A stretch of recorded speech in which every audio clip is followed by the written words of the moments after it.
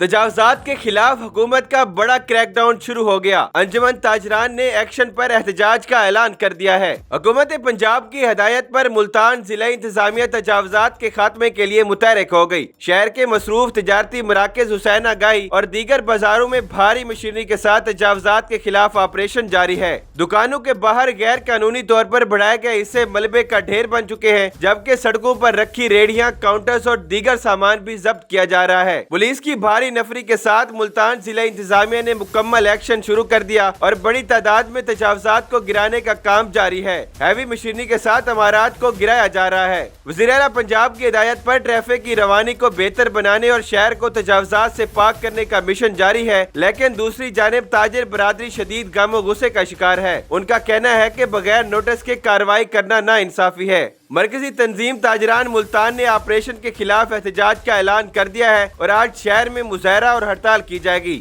ادھر ملک کے دیگر شہروں میں بھی تجاوزات کے خاتمے پر تاجر سراپا احتجاج ہے۔ سندھ میں دکانداروں نے شٹر ڈاؤن ہڑتال کر رکھی ہے۔